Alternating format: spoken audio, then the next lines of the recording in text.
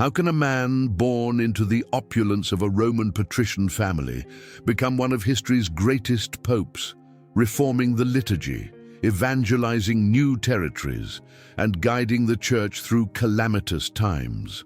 The life of St. Gregory the Great reveals the extraordinary journey of a Roman noble who, abandoning worldly comforts and honors, completely dedicated himself to the service of God and his Church.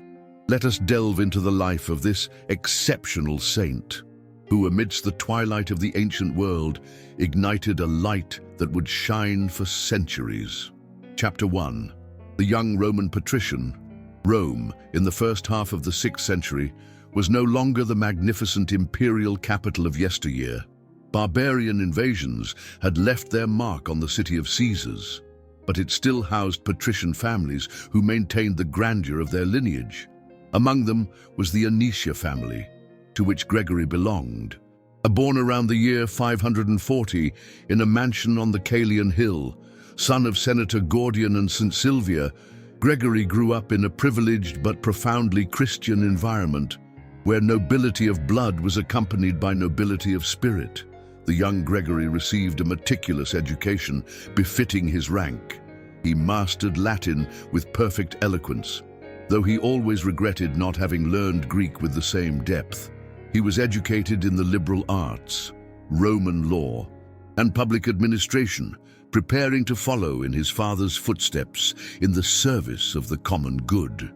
His biographers emphasize that from a very young age, Gregory showed a penetrating intelligence coupled with uncommon sensitivity. The Rome of his youth was a scene of painful contrasts. Christian basilicas rose majestically while the city suffered frequent Lombard sieges. Hunger and epidemics ravaged the poor, while some families retained their privileges. These contradictions did not go unnoticed by the young patrician, whose heart was moved by the suffering of others, sowing within him the seed of a charity that would later define his entire pontificate.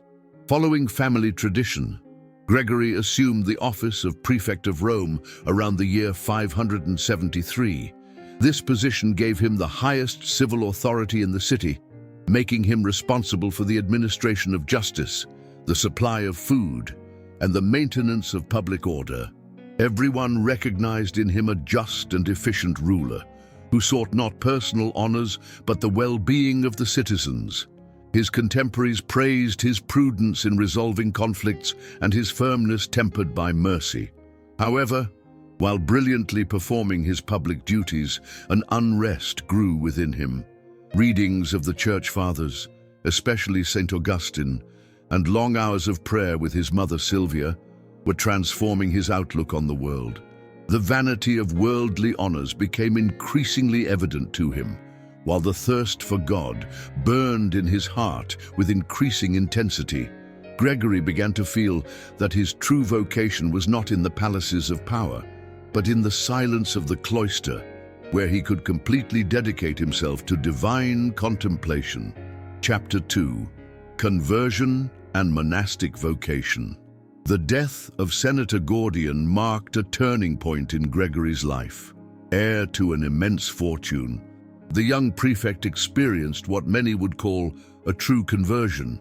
This was not an abandonment of faith, for he had always been a devout Christian, but a radicalization of his evangelical commitment. The parable of the rich young man resonated in his soul with irresistible force. If you want to be perfect, go, sell what you have, and give to the poor, and you will have treasure in heaven. Then come, follow me. With a decision that astonished Roman society, Gregory resigned from his post as prefect and dedicated a large part of his wealth to works of charity. He transformed the family mansion on the Caelian Hill into a monastery dedicated to St. Andrew, where he himself entered as a monk under the rule of St. Benedict. His 6 other residences in Sicily were similarly converted into monasteries. The patrician who wore the magistrate's toga stripped himself of everything to clothe himself in the humble habit of the monks. Life in the monastery of St. Andrew meant total immersion in Benedictine spirituality for Gregory.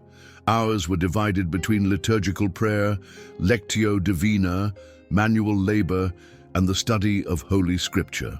His biographer, John the Deacon, tells us how Gregory devoted himself to rigorous self-discipline that seriously compromised his health. He fasted so rigorously that his stomach could barely digest food, causing him pains that would accompany him for the rest of his life. However, these penances did not embitter his character. On the contrary, his brothers in community highlighted his affability and serene joy. Under the guidance of Abbot Valentius, Gregory deepened his knowledge of Holy Scripture and the Church Fathers. His cell became a place of intense intellectual and spiritual activity, where he began to forge the theological thought that he would later express in his numerous works.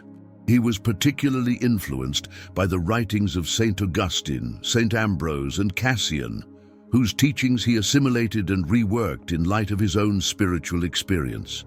During these years of monastic life, Gregory experienced the delights of contemplation that he would long for in his later years. Later, he would write nostalgically about this period.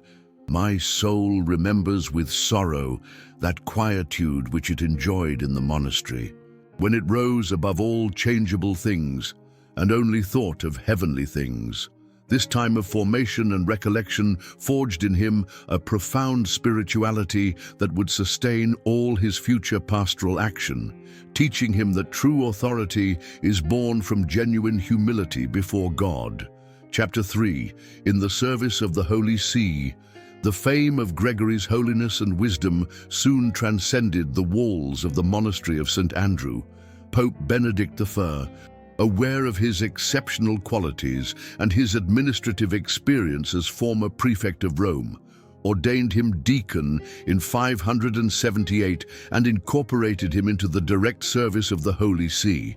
For Gregory, this call meant a painful abandonment of monastic peace, but his obedience to the authority of the Church prevailed over his personal preferences.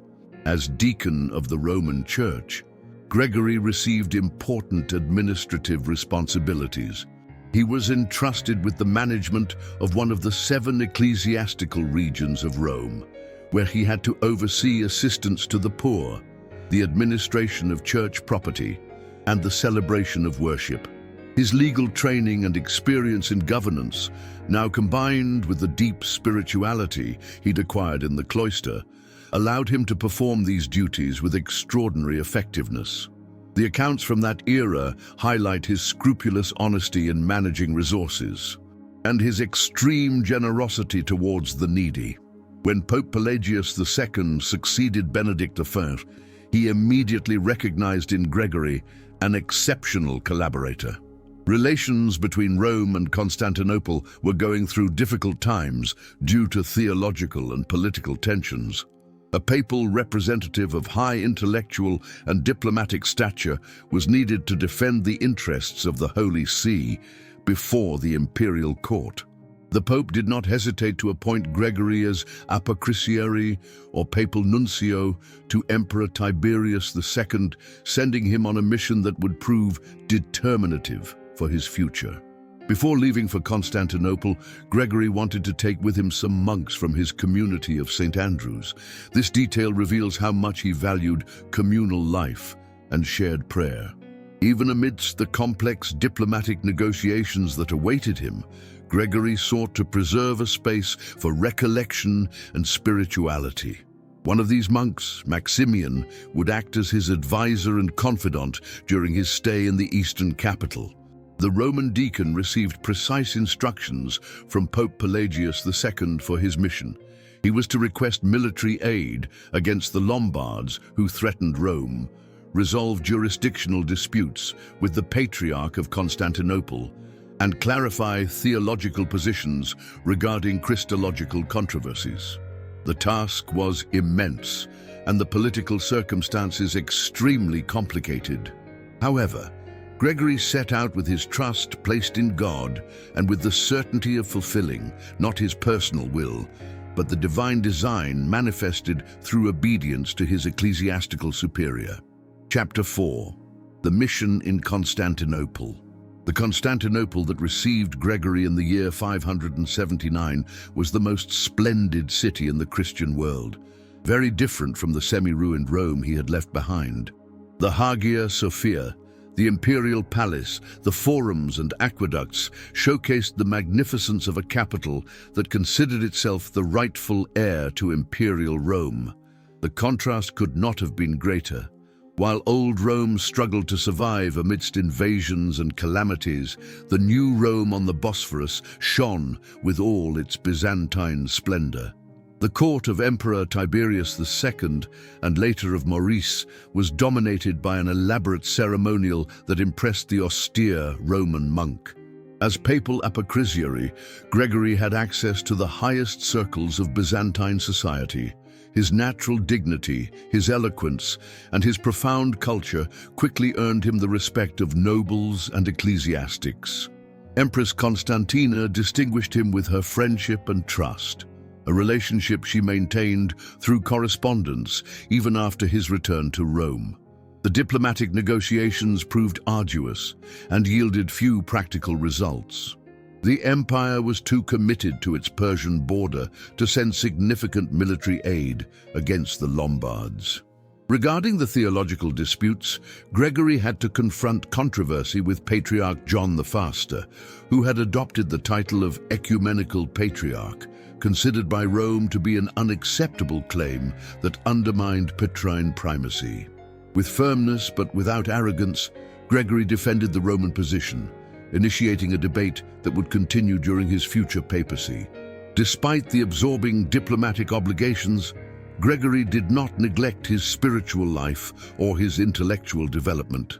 In Constantinople, he met Saint Leander of Seville, the future bishop of Hispalis, with whom he formed a deep friendship. At his request, he began to write his Moralia in Job, an extensive moral commentary on the Book of Job that would become one of his masterpieces. This monumental work, which he would continue after his return to Rome, already reveals the depth of his theological thought and his extraordinary ability to extract moral teachings from the sacred texts. The 6 years Gregory spent in the Eastern capital gave him a broader perspective on the problems of the universal church. He understood better the cultural differences between East and West, experienced Byzantine liturgy firsthand, and became familiar with the mechanisms of imperial power. This experience would prove invaluable for his future governance of the Church. However, in his letters from this period, one perceives a constant nostalgia for the abandoned monastic life and a growing desire to return to the contemplative quietude of his monastery on the Caelian Hill. Chapter 5. The Return to Monastic Life. In the year 585, after completing his diplomatic mission, Gregory was finally able to return to Rome, carrying as a precious treasure the relics of several saints, including a fragment of the arm of St. Andrew the Apostle for the monastery that bore his name. Pope Pelagius II, recognizing the merits of his service, allowed him to return to the monastic life he so longed for. Gregory returned to his beloved monastery of St. Andrew's, no longer as a simple monk, but as its abbot, responsible for spiritually guiding the community he himself had founded. The following years constituted a period of relative peace in Gregory's turbulent life. As abbot, he dedicated himself to forming his monks in Benedictine virtues, particularly emphasizing humility, obedience, and fraternal charity. The sources tell us of his extreme concern for the spiritual well-being of each of his brothers and of his ability to discern the particular needs of each soul. He preached by example rather than by words, being the first to attend night prayer and the most diligent in fulfilling community obligations, despite his delicate health. During this period of retreat, Gregory was able to dedicate himself with greater intensity to intellectual activity. He continued and concluded his Moralia in Job, a monumental work that occupied him for more than 10 years and reflects both his profound knowledge of Scripture and his keen perception of spiritual realities. In the pages of this commentary, the great themes that would characterize his later teaching already emerge: divine mercy, the necessity of humility, the redemptive value of suffering, and the importance of contemplation as the foundation of all apostolic action. The monastery of St. Andrew's, under Gregory's governance, became a spiritual beacon for the city of Rome. Numerous laypeople, clergy, and even bishops came to consult the holy abbot, whose reputation for wisdom and discernment spread ever wider. Among the distinguished visitors was Bishop Maximianus of Syracuse, who had been his companion in Constantinople. These visits kept Gregory informed about events in the outside world, despite his monastic seclusion. However, this period of contemplative peace was frequently interrupted by calls from Pope Pelagius II, who relied on Gregory for various delicate missions. Rome was going through turbulent times. Tiber River floods had destroyed the city's granaries. A plague epidemic was decimating the population, and the Lombards were tightening their siege around the city. Under these circumstances, Gregory's administrative experience and moral authority were too valuable to allow him complete retirement. Thus, the abbot of St. Andrew's found himself obliged to alternate contemplation with action, unknowingly preparing himself for the immense responsibility that would soon fall upon his shoulders. Chapter 6. The election as Supreme Pontiff. The year 590 began under ominous signs for Rome. The overflowing Tiber River ravaged large areas of the city, destroying buildings and causing the collapse of the church granaries with all their wheat reserves. This catastrophe was followed by a bubonic plague epidemic that quickly spread throughout the city, causing numerous casualties. Among the deceased was Pope Pelagius II, who succumbed to the illness in February of that fateful year, leaving the Church of Rome without a shepherd at a time of extreme need. The election of the new pontiff unanimously fell upon Gregory. Clergy, a senate, and people acclaimed him as the most worthy to occupy the chair of Peter, recognizing in him the providential man that Rome needed in those dark hours. However, the news of his election plunged Gregory into deep anguish. His sincere humility made him consider himself unworthy of such a high responsibility, and his love for contemplative life prompted him to reject an office that would definitively tear him away from his beloved cloister. In a desperate gesture, Gregory secretly wrote to Emperor Maurice, with whom he had maintained relations during his stay in Constantinople, pleading with him not to confirm his election. Meanwhile, he attempted to flee Rome by hiding in a forest cave, but he was discovered, according to tradition, thanks to a column of celestial light that marked his hiding place. When the imperial confirmation finally arrived, Gregory understood that he could no longer resist what clearly appeared to be divine will. On September 3rd, 590, Gregory was consecrated as the 64th successor of St. Peter. The ceremony took place in the Basilica of St. Peter, in an atmosphere of popular jubilation that contrasted with the deep affliction of the newly elected. His first words as Pope revealed the conception he would have of his ministry. When he adopted for the first time in history the title of Servus Servorum Dei, Servant of the Servants of God, an expression that would become the traditional formula of the Roman pontiffs to this day. The homily he delivered on that occasion has come down to us and constitutes a moving testament to his state of mind. I now see myself as a small, almost rotten ship, entrusted to an experienced but elderly pilot. On all sides, the waves of sins strike me, and the tempest threatens to sink the vessel. Pray for me, so that I may bear the weight of this office with dignity, so that the Almighty may forgive my weaknesses and make my service fruitful.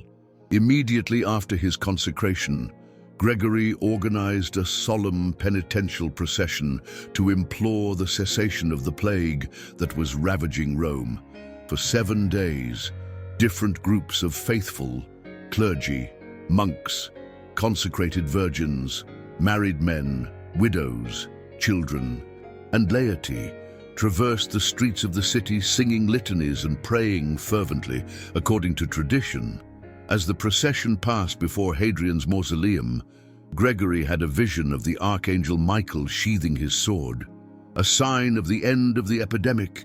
In commemoration of this event, the ancient mausoleum came to be called Castel Sant'Angelo, a name it retains to this day. Chapter 7. The Shepherd of Rome. During times of calamity. The 14 years of Gregory's pontificate were marked by continuous calamities that tested his mettle as a shepherd. Rome, besieged by the Lombards, its people starving due to poor harvests, and the destruction of war, weakened by recurrent epidemics, offered a desolate panorama. Under these extreme circumstances, the Pope assumed not only the spiritual guidance, but also the material responsibility for his flock. Becoming the true father of the Romans, one of his first measures was to reorganize the patrimony of St. Peter, the set of properties and income of the Roman Church. With meticulous attention, he supervised the administration of these lands, not to increase church riches, but to ensure the sustenance of the neediest. He instituted a food distribution system that benefited thousands of poor widows and orphans monthly. He created a body of deacons responsible for regularly visiting the sick and elderly. The detailed accounts preserved from his pontificate reveal that every day some 3,000 people were assisted with rations of bread, wine, vegetables, cheese, and oil from church properties. The Lombard threat demanded intense diplomatic efforts from Gregory. Faced with the indifference of the Byzantine Empire, which barely sent aid to its former capital, the Pope negotiated directly with the Lombard king Agilulf, managing to establish truces that saved Rome from destruction. In this undertaking, he had the valuable mediation of Queen Theodelinda, a Catholic Bavarian princess married to the Arian monarch. The letters that Gregory addressed to this sovereign show his fine diplomatic skill and his ability to forge strategic alliances in favor of peace. The pastoral care of the clergy also occupied a priority place in the Pope's concerns. Convinced that the reform of the Church had to begin with its ministers, Gregory wrote his celebrated Pastoral Rule, a manual addressed to bishops and priests where he precisely defines the qualities necessary for the ministry and the duties it entails. He particularly insisted that pastors should be models of holy life before efficient administrators. No one does more harm in the Church than he who, having the name or dignity of a saint, lives in a wicked way. Gregory's personal charity is enshrined in numerous accounts by his biographers. It is said that every day he invited 12 poor people to dine at his table, serving them himself with humility. One day, a mysterious 13th guest appeared at a dinner, a guest who, according to pious tradition, was revealed to be an angel. Another story tells how, upon learning of a beggar's death from hunger on a Roman street, Gregory imposed several days of penance upon himself.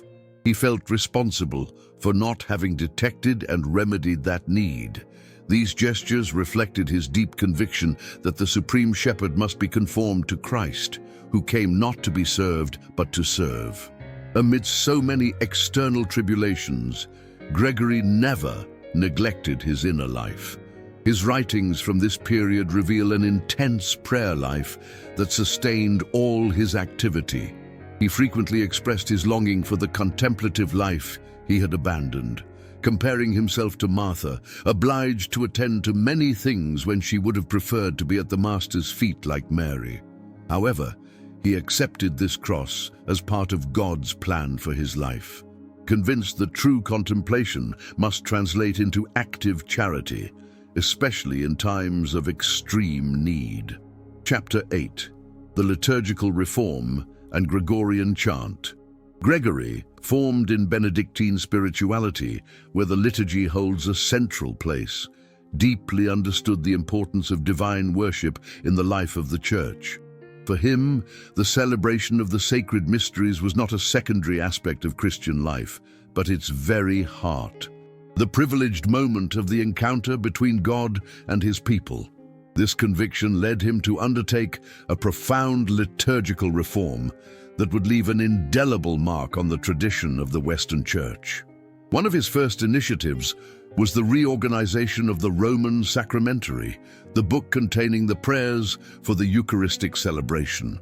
The so-called Gregorian Sacramentary was characterized by its sobriety, theological precision, and literary beauty. Gregory eliminated redundant elements, added new prayers composed by himself, and reorganized the annual liturgical cycle. He paid particular attention to the structure of the canon of the Mass, which in essence has remained unchanged to this day in the Roman liturgy. Tradition also attributes to him the inclusion of the Lord's Prayer immediately after the canon, a practice maintained in all liturgical traditions. The Pope did not limit himself to reforming the texts, but also renewed the sacred spaces and material elements of worship. He ordered the reconstruction and beautification of numerous Roman churches damaged by wars and floods.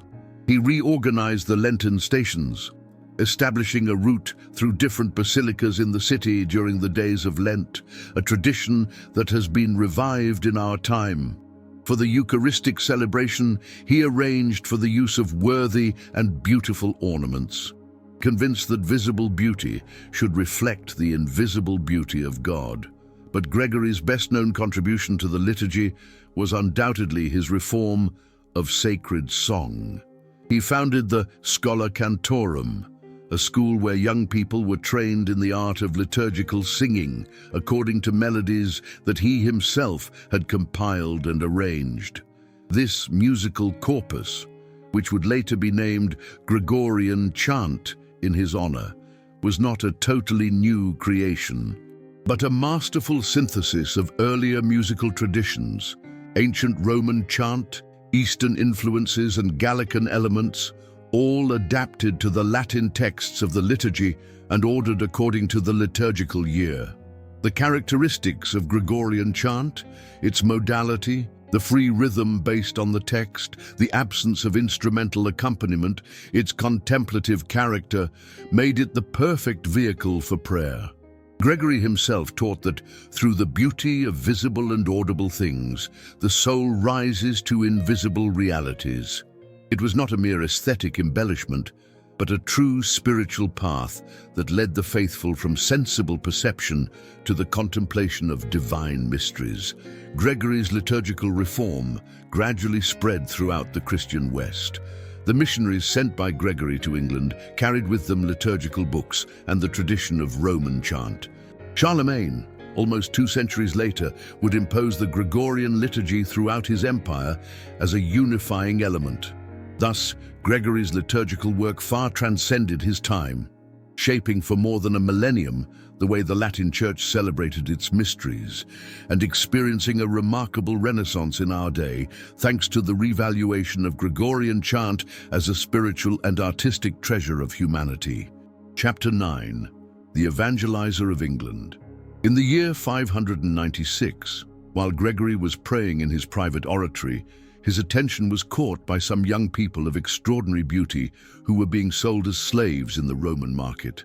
Upon inquiring about their origin, he was informed that they were Angles from the still pagan British Isles. "Not Angles, but angels," the Pope replied with a play on words that has gone down in history. "And it is regrettable that beings with such luminous faces are under the power of darkness." This episode awakened in him an ardent desire to evangelize those distant northern lands that had fallen back into paganism after the Germanic invasions. Years earlier, Gregory had personally attempted to embark on the missionary journey to England, but his superiors had prevented him, considering his services indispensable in Rome. Now, as Supreme Pontiff, he could realize that apostolic dream by sending others. He chose for this mission a group of 40 monks from his own monastery of St. Andrew, headed by Prior Augustine, a man of proven virtue and wisdom. The choice of Benedictine monks for this undertaking was not accidental. Gregory trusted that the combination of community life, liturgical celebration, and manual labor characteristic of the rule of saint Benedict would prove particularly suitable for evangelizing still unurbanized peoples. The expedition set out from Rome in the spring of 596, carrying books, sacred vessels, relics, and letters of introduction for the Gallic bishops who were to facilitate their passage. However, upon arriving in Gaul, the missionaries received such discouraging reports about the ferocity of the Anglo-Saxons that they were about to return. Augustine returned to Rome to consult the Pope, who firmly replied, "It is better not to begin a good work than, once begun, to abandon it. Continue your journey, and do not let yourselves be discouraged by the gossip of malevolent people." Comforted by these words and by a pastoral letter addressed to them all, the monks resumed their march. In the spring of 597, Augustine and his companions landed on the Isle of Thanet, in the kingdom of Kent. King Ethelbert providentially was married to Bertha, a Frankish princess and Christian who had maintained her faith and had a chaplain in her service. This favorable circumstance facilitated the reception of the missionaries, whom the king allowed to settle in Canterbury and preach freely. Ethelbert himself, after a period of instruction, received baptism, followed by thousands of his subjects. Thus began the reconversion of England to the Christian faith. Gregory closely followed the progress of the mission through frequent correspondence with Augustine, whom he appointed Bishop of Canterbury. The Pope's letters to his envoy, preserved thanks to the historian Bede the Venerable, reveal a wise blend of firmness in essentials and flexibility in matters of less importance. When Augustine consulted him on what to do with pagan temples, Gregory replied, "They should not be destroyed, but purified and consecrated to the worship of the true God, so that the people, seeing that their places of worship are respected, will more easily abandon error and come more readily to places that are familiar to them." Similarly, he advised transforming pagan festivals into Christian celebrations, purifying their positive elements and directing them towards the glorification of God and His saints. This approach of inculturation, extraordinarily advanced for its time, manifested Gregory's profound understanding of the human soul and the processes of conversion.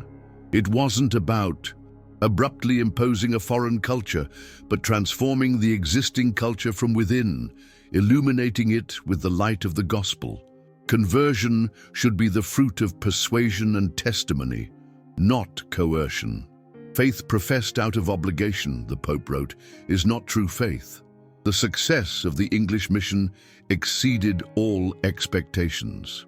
In a few short years, several Anglo-Saxon kingdoms embraced Christianity.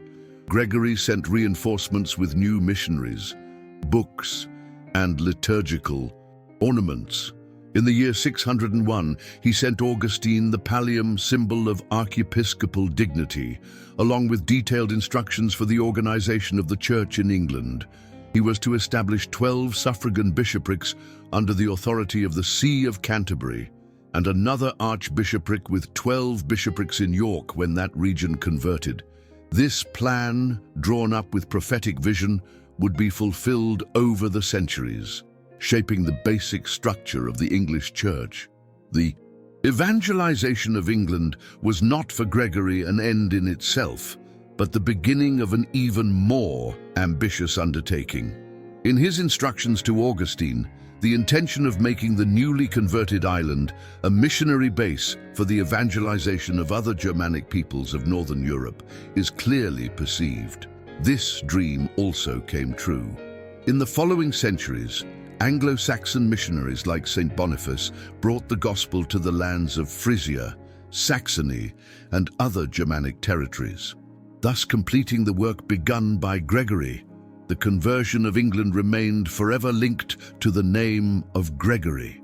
The country revered him as its apostle, and Canterbury, seat of the English primate, maintained a special connection with Rome until the Protestant Reformation. The seed planted by the Pope and his monks bore fruit in a flourishing church that produced saints, theologians, missionaries, and artists throughout the centuries. Even today, In the ecumenical era, the memory of Gregory constitutes a spiritual link between Catholics and Anglicans, a common heritage that transcends historical divisions. Chapter 10. The Writer and Doctor of the Church. If Gregory's legacy had consisted solely of his work as a pastor and reformer, it would already deserve a prominent place in the history of the Church. However, to all these activities, he added an intense literary output that makes him one of the great doctors of the Church, alongside Ambrose, Augustine, and Jerome. His works, written in an accessible yet elegant Latin, were for centuries fundamental texts for the theological, spiritual, and pastoral formation of the Western clergy. The most celebrated of his works is undoubtedly the Pastoral Rule, Regula Pastoralis, composed at the beginning of his pontificate as a manual for the formation of bishops and priests. Structured in 4 parts, the work first describes the qualities necessary for the pastoral ministry, then how the pastor should live, then how he should teach adapting to different types of faithful, and finally, the necessity of humility and self-examination. The impact of this treatise was extraordinary. The Byzantine Emperor Maurice ordered its translation into Greek. King Alfred the Great of England had it translated into Anglo-Saxon. Numerous councils recommended it as required reading for clergy. Even today, it is considered an indispensable text for understanding the essence of the pastoral ministry in the Church. The Dialogues, written in the form of a conversation with his deacon Peter, collect the lives of Italian saints, highlighting especially the second book entirely dedicated to Saint Benedict of Nursia. This work, of a more popular than theological character, became a favorite reading of medieval monasteries and decisively contributed to the spread of Benedictine worship. The accounts of miracles and supernatural phenomena it contains should be interpreted in the context of the hagiography of its time, as illustrations of spiritual truths intended for an audience still imbued with a pagan mentality that needed visible signs of divine action. The homilies on the Gospel and the homilies on Ezekiel collect the Pope's sermons in various Roman basilicas. In them, he is shown as an exegete who knows how to extract practical teachings for Christian life from the sacred text. His style is clear and direct, rich in images taken from everyday life that made the message understandable even for the least educated. Faithful. At the same time, the theological depth of his thought satisfied the most learned listeners. This ability to spiritually nourish all levels of his audience is one of the most notable characteristics of his preaching.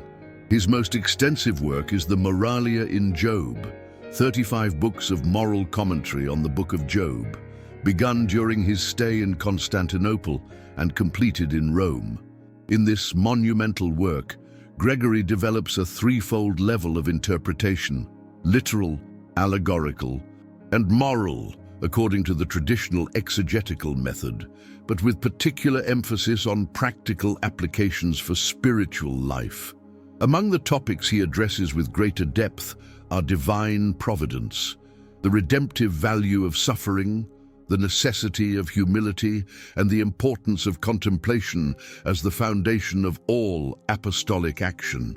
Finally, his Registrum Epistolarum has preserved for us over 850 letters addressed to correspondents of all levels: emperors and kings, bishops and abbots, nobles and common folk.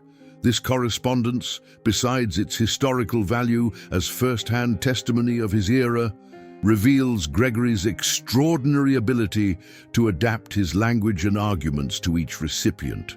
The collection also constitutes a true treatise on ecclesiastical governance through specific cases, showing how he applied in practice the principles stated in his theoretical works. Gregory's theological thought is characterized by its practical and pastoral, rather than speculative nature. He wasn't an innovator in dogmatic matters, but a synthesizer and disseminator of the earlier patristic tradition. Especially Augustinian, his genius lay in reformulating the great truths of faith in accessible language with concrete applications for Christian life. Particularly influential was his doctrine on the sacraments, purgatory, the angelic hierarchy, and the contemplative life. The medieval church would draw abundantly from these Gregorian sources, and his magisterium remains current through numerous citations in documents of the contemporary magisterium. Chapter 11. The Decline of the Humble Pontiff. The final years of Gregory's papacy were marked by a progressive deterioration of his health. The excessive penances of his monastic youth, combined with the wear and tear of so many years of intense pastoral work, had seriously undermined his constitution. He suffered from severe digestive problems that prevented him from eating properly. Gout caused him constant pain, often keeping him bedridden. Frequent fevers weakened him to the extreme. However, even in these conditions, he continued to govern the church with firmness and lucidity, dictating letters from his sickbed and receiving visitors who came to consult him. Amidst his physical sufferings, Gregory also experienced spiritual trials. His writings from this period reveal a certain bitterness at the incomprehension of some, the ingratitude of others, and the persistence of evils he had failed to eradicate. Particularly painful was the controversy with John the Faster, Patriarch of Constantinople, over the adoption of the title Ecumenical Patriarch, which Gregory considered an unacceptable claim against Roman primacy. In contrast to this attitude, the Pope insisted on his title of Servant of the Servants of God, thus demonstrating that true authority in the Church must be exercised as humble service, in imitation of Christ. Despite everything, Gregory never fell into despair. His letters from this period, while openly acknowledging the difficulties, convey a deep trust in divine providence and in Christ's promise not to abandon his church. He saw his own sufferings as a participation in the passion of the Lord and as a means of personal purification. "Do not grieve over my pains," he wrote to a friend, "for if my flesh suffers for my sins in this life, I hope that my soul will be absolved in eternal judgment." Concern for the neediest remained a priority until the end of his days. When he was informed that a beggar had been found dead of hunger in the streets of Rome, Gregory suspended the celebration of the Mass for several days, considering himself unworthy to offer the sacrifice until he had atoned for what he considered a grave pastoral negligence. He ordered the review and updating of the records of the poor assisted by the Church to ensure that no one was excluded from the necessary help. His biographer, Paul the Deacon, recounts that, on his deathbed, he distributed among the needy the last valuables he possessed. In the final months of his life, Gregory intensified his prayer life, consciously preparing for his definitive encounter with the Lord. He received the Eucharist daily and spent long hours meditating on the Scriptures, especially the penitential Psalms. To those who visited him, he spoke serenely of his impending departure, exhorting them to persevere in faith and charity. He reminded them that all authority is transient and that only the service rendered out of love for Christ in the person of the least remains. On March 12th, 604, after 14 years as pontiff, Gregory gave up his soul to God. He was buried modestly, as he wished, in the Basilica of St. Peter, near the great popes who had preceded him. Rome mourned him as a father, and the universal church soon began to venerate him as a saint. His legacy would endure through the centuries in his liturgical reform, in his immortal writings, in the ecclesiastical organization he consolidated, and above all, in the example of a shepherding that knew how to combine doctrinal firmness with practical mercy, the dignity of office with personal humility, effective action with deep contemplation. Chapter 12. A Prayer to Saint Gregory the Great. O glorious Saint Gregory, distinguished pastor of the universal church, who in times of darkness and tribulation were a shining light of wisdom and charity, we humbly prostrate ourselves before you to implore your powerful intercession. You, who abandoned worldly riches and honors to follow Christ in the humility of the cloister, help us to understand the vanity of transient goods and to set our hearts on eternal treasures. Teach us that true greatness does not consist in being served, but in serving, as you demonstrated by adopting the title of Servant of the Servants of God, Father of the Poor, who admirably organized the charity of the Church and shared your own table with the needy. Inflame our hearts with compassionate love for our suffering brothers and sisters.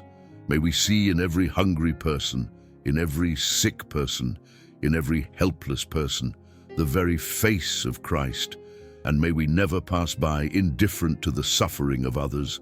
Master of spiritual life, who with your writings illuminated so many generations of Christians, guide us on the path of true wisdom. May your teachings on humility, contemplation, and the redemptive value of suffering help us to grow in holiness. Grant us the grace to know how to find God in the midst of our daily occupations, as you found him even in the absorbing tasks of ecclesiastical government. Zealous pastor, who spared no effort to bring the gospel to new peoples. Awaken in us missionary zeal. May we, like you, feel an ardent desire for all men to know Christ and his message of salvation. Strengthen especially the priests and bishops of our time, so that following your example, they may be pastors according to the heart of Christ, ready to give their lives for their sheep. Reformer of the liturgy, you enriched divine worship with the beauty of Gregorian chant. Teach us to celebrate the sacred mysteries worthily. May our participation in the Eucharist and the liturgy of the hours always be reverent, attentive, and fruitful, to the glory of God and the sanctification of his people. Doctor of the Church, you harmoniously united faithfulness to tradition with the ability to adapt to new circumstances. Help us to live our faith with equal balance. Following your example, may we preserve the immutable deposit of revealed truth, presenting it in a way that is understandable to the men and women of our time. Holy Pontiff, you governed the Church with a firm hand but a paternal heart during turbulent times. Intercede for the current Pope and for the entire ecclesiastical hierarchy. May the Holy Spirit grant them the same wisdom, strength, and pastoral charity that distinguished you to lead the people of God along paths of evangelical faithfulness. And finally, O blessed Gregory, you who patiently endured prolonged illnesses, seeing in them a means of purification and conformity with the suffering Christ, assist all who suffer in body or spirit. Comfort them with the hope of future glory, and obtain for them, if it is for their salvation, relief from their afflictions. All this we ask of you, confident in your paternal goodness, that by imitating your virtues on earth, we may deserve to share with you the beatific vision in heaven. For ages of ages, amen.